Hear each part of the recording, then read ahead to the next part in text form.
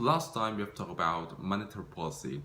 This time we are going to talk about fiscal policy, which is another tool for the government to intervene the economy. The aim of this video is to help you understand fiscal policy in 10 minutes.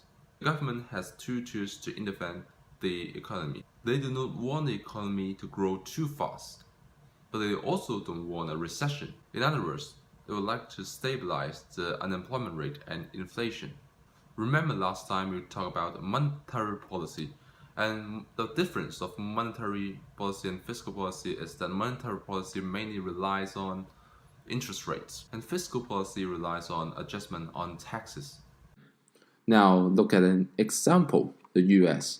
The US has a debt that exceeds 20 trillion. This is obviously a crisis.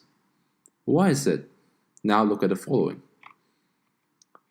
Deficit spending, debt accumulates, the result is a very large debt, and government has to issue bonds or QE or increase tax. We will tackle the arrows now. So the first thing, what is deficit spending or budget deficit? The definition is simple. Estimated expenditure or government spending exceeds its revenues. What is included in government expenditure? Infrastructure, healthcare, unemployment allowance, etc. What is revenue? It's tax. So an example of deficit spending is that the US reduced tax in 1980s. So why do government use deficit spending? The answer is to stimulate the economy, just like what Obama did in 2009.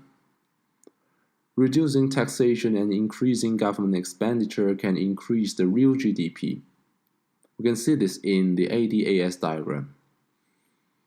The aggregate demand means how many goods people want in an economy.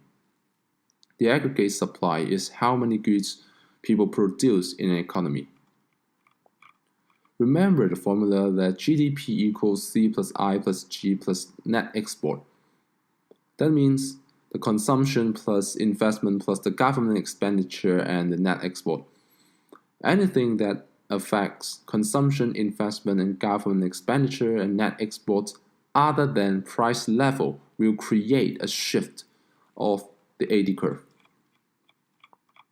Some examples are, if we reduce the income tax, the disposable income increases, which means the after-tax income will increase.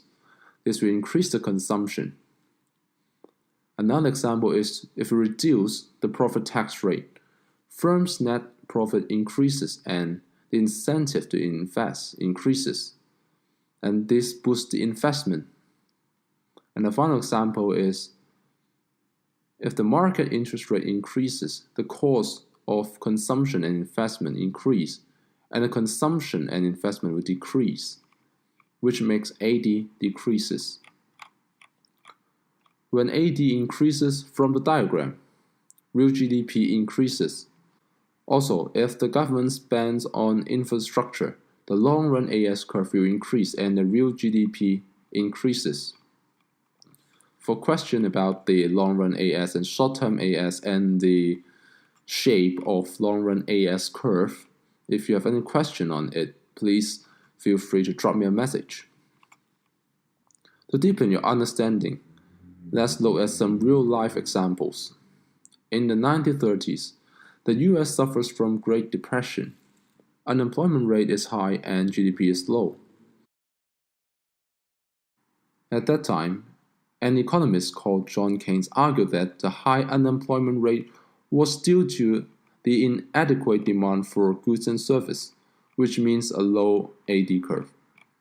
A low AD means even the economy produces a lot of goods, people can't afford to buy them.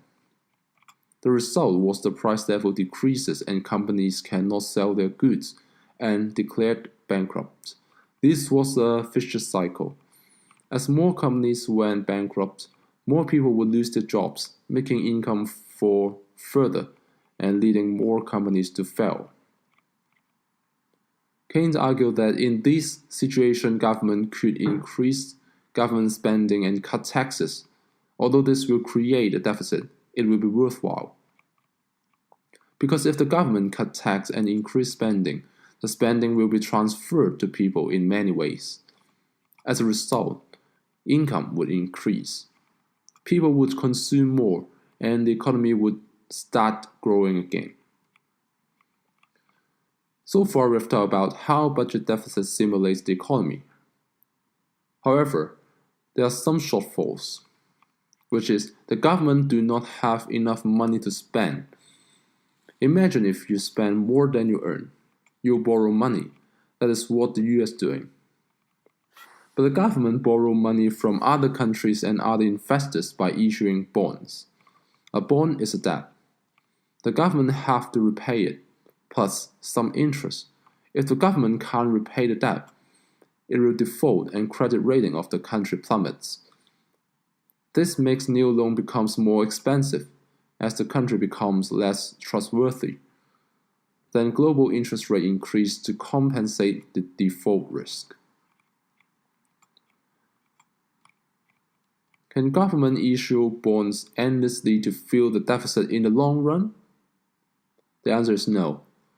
The consequence of issuing bonds is that the government accumulates a huge debt. It will be very difficult to pay the interest payment when there's a huge debt, not to mention the debt itself. To repay the debt, the government may consider printing money, but this causes inflation.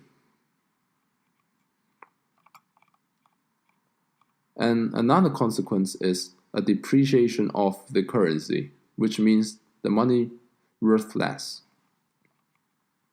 Another solution is to increase tax or cut spending to increase the government revenue, which is budget surplus.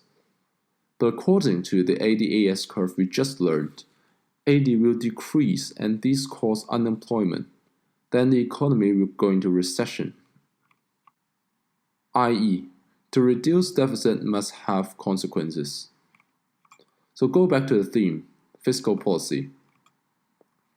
The impact of surplus budget is that more tax revenue collected, the tax will reduce consumption and investment. This has a contractionary effect on the economy. The GDP decreases.